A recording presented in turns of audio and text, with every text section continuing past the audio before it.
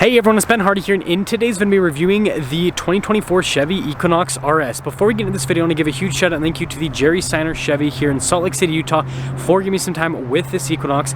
I'm going to include a link to their website in the description down below so you can check out what they have currently.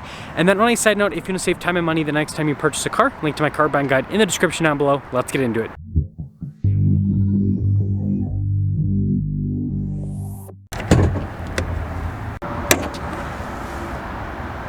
Powering this is a turbocharged 1.5 liter 4-cylinder that goes through a 6-speed automatic transmission. Fuel economy is 24 around town and then 30 on the highway, with power outputs being 175 horsepower and then 203 pound-feet of torque. Now, before we go over the front end, I do want to mention, if you want to see more videos just like this, then I recommend you subscribe because I post content every single day. So starting with the hood, I love the cuts there on either side, and this red paint looks really cool. Coming down below, we've got these sharp daytime running lights, LED headlights, and then you guys can see the turn signal indicator is actually down below. And then notice most of the front end has been blacked out with the different like grille trim pieces. You also have the RS logo, and then the Chevy bow tie also blacked out. And putting it all together for an Equinox, this thing looks pretty rad. Cover on the side here, our tire and wheel setup is 235/50/19 in the front and over in the rear. And then you guys can see with the wheels, you've got the metallic gray, which I think just adds to the overall aesthetic of this car. Here's a quick look at the fender. I like the cut there, and then you guys can see Equinox badge. Notice the mirrors and the door handles are body painted, and you do have keyless entry there at the front. And then here is your full side view with the Equinox. In terms of like sizing and proportions, it's pretty similar to like a Toyota RAV4. So here's our key fob. We have our unlock function or lock function, remote start, the opening here for the hatch, and then you got the Chevy bow tie there in the back, and press that a couple times and ooh. Now popping into the rear, first off, if we pop over here, you guys can see we've got decent storage space underneath. And then we've got these little latches right here to throw down the seats, and that would obviously increase the amount of storage you have here in the back. When you're all done, just press this button right here and it'll close the hatch right back up. I think the taillights here in the Equinox look pretty sweet. And then of course got our all-wheel drive RS badge Equinox there on the other side. And then we've got parking sensors here at the bottom. And putting it all together, let me know what you guys think about the looks here on the Equinox. Now popping inside, I really like this padding here, and then you can see the stitching that goes across is actually red to kind of go with the sporty theme. And these seats are really cool. I'm digging this RS package. I love all of the red stitching and piping. Legroom back here is actually really good. You got a storage pocket, some vent action, and then you guys can see down below with the USBs, and then got another charging port right there. And of course, we have a cup holder armrest, and then last but not least, headroom's good. Now taking a look at the front door panel, you guys can see again with the padding and then the stitching that goes across. We've got all of our window controls here. Driver window is automatic. You've got your mirror adjustments, and then here's a quick look at the mirrors. They do have blind spot monitoring.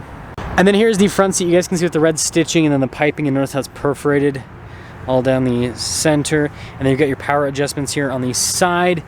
Pretty normal pedals, actually. We got our light controls right there. You do have automatic headlights, which is nice. And then it looks like the steering wheel is manually adjustable.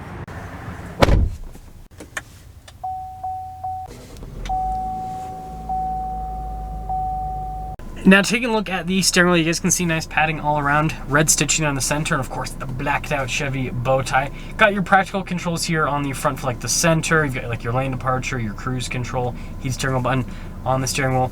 There are radio controls there on the back, and then you have your traditional stalks there behind the steering wheel. So here is the center gauge cluster. You guys can see mostly analog. We do have a little screen there in the center which we can scroll through different bits of information on the Equinox, but pretty normal stuff. Now this does come with Chevy's 360 camera system, which to be honest isn't really needed for this particular car because it's not that big, but it is always a nice feature to have. And so it's cool that, again, at this price point, you guys will see it's nice that we have this. Now, sorry about the glare, but as for the rest of the infotainment system, response time with it is great. It comes with Android Auto and Apple CarPlay. And then I like how you have the home screen button right next to the home screen button, right next to the home screen button. It's always funny. And then you've got your analog controls here for like the volume as well. And then you can see just down below that you got like your auto stop start and your hazard light button. Now this has dual zone climate controls. We also have heated seats as well. And then down below here, you guys can see we've got some USB action, and I guess we'll just call this our little storage space area. That's for the parking sensors, and then Got our all-wheel drive mode, so you can turn that on or off with that button. And then we have our shifter here for the 6-speed automatic. It's nice that it has the red stitching and RS logo on it, and then there's a parking brake just behind it. So here's the center console, got some nice red stitching on it, and then storage space in here is good. You've got some USB action as well. You can see the storage in front, and then, yeah, pretty normal glove box. And then look at this. With the trim on the dash, I think that all looks really high quality. And then we do have a manual mirror dimmer. And then this actually is a panoramic sunroof. Good gravy. Sorry, there's quite a bit of glare. It's kind of hard to see, but 2024 Equinox RS. Base MSRP is $32,550. Yeah, $550. This has quite a few packages added to it, like the sunroof, the RS leather package, another big package, safety and infotainment package. And there's quite a bit. Anyways, after all options, this one stickers for $38,715. Let's see how it drives.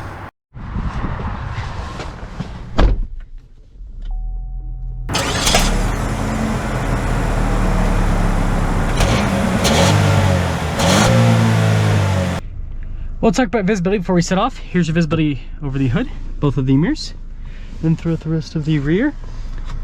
And let's set off in the Equinox RS. So I'm actually really excited to review this because I actually recently had some people asking me about the Equinox, and it's been like, I don't know, like probably 6 months or so since I last reviewed an Equinox, and I kind of gave my impressions, but I'm like, you know what? I'll make sure I'll review one next time I'm at the Chevy dealership. And so here we are reviewing a 24 Equinox. So the people that I talked to, hopefully they see this video. But first off, the seat comfort's actually it's pretty good. I do like the perforated seats quite a bit. It would be cool if we had cooled seat function, but you know, just having heated seats, I mean, I think that's fine enough. I love the response time of the infotainment system. Now, some other stuff with this, it's pretty responsive with the overall setup.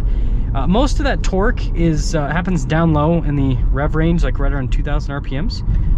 So you do feel that. You do feel like a punch that you don't feel in a lot of other cars in this segment, because most vehicles in this segment have naturally aspirated 4 cylinders. They don't have turbocharged 4 cylinders. And so, you know, even if they have similar torque figures to this, they, you know, develop it at a higher RPM amount. So again, you just don't have that same low end grunt. And speaking of low end grunt, getting up and moving even further, this thing moves. It's fun. Yeah, it's super solid with the power. We'll see how the suspension handles the train tracks here. Yeah, it does a good job there too. I think that is all well. And you know, I'm kind of mentally comparing this to RAV4 and CR-V. I think that's what most people will compare the Equinox to. Maybe a little bit with the Ford Escape too. I'll kind of talk about that. Okay, that was interesting. Yes, the 6-speed, sometimes it seems like it's kind of a little bit like, hey, what gear should I be in? So there is that. I noticed that there's kind of quite a bit of lag right there. I'm gonna pop it in the all-wheel drive mode, see if that feels any different. So what I was saying is, you know, when some of these Chevy SUVs are in 2-wheel drive because they're front-wheel drive based, you do get a little bit of torque steer with them. So all-wheel drive should fix that. The overall suspension comfort on this is really good though, by the way. I'm impressed. So we're gonna get an acceleration here. Turbo Fury.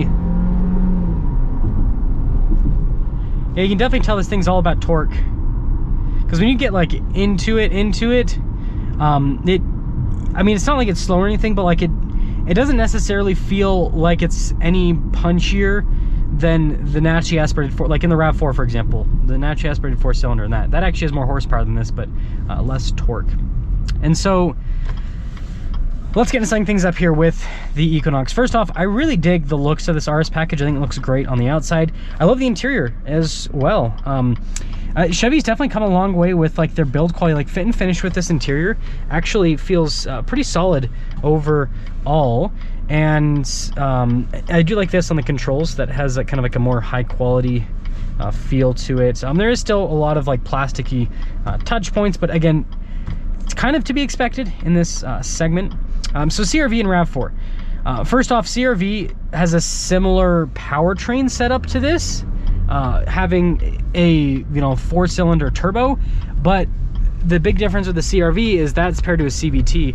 I'd say that this 6-speed automatic, although kind of like an older school automatic, still better than the CVT and the CR-V, just my opinion there. And I'm just talking about the standard CR-V, not the hybrid. This doesn't have a hybrid, which I do think is a slight issue. I think that this is something that not just Chevy, but American automakers overlook in general. I mean, Ford has a hybrid with the Escape, but yeah, I think there should be more like just standard hybrids, not plug-in hybrids, just standard hybrids. Anyways, the next part of it is going to be the RAV4 side of things. I do like the RAV4's transmission more. When you're full throttle, both of the engines feel pretty similar, to be honest, even though this is turbocharged. It's at the low end that the RAV4 doesn't have the same grunt that this has. This has quite a bit of torque. And so, yeah, let me know which one you would pick out of the bunch. I think that when it comes to equipment and all that, I think this definitely wins out, because I think, if I remember right, pricing wise, you're like well over $40,000 for a RAV4 that has similar equipment to this, or right around 40, so a little bit more money. But yeah, let me know what you guys think about the 24 Equinox. Let me know if you go Equinox, Escape, or RAV4. I guess I didn't talk about Escape. The Escape, 3-cylinder, that's good. The 2.0 in that, crazy fast engine. So I guess maybe it'd be cool if they did a higher performance Equinox similar to what the Ford Escape has with the 2.0 turbo.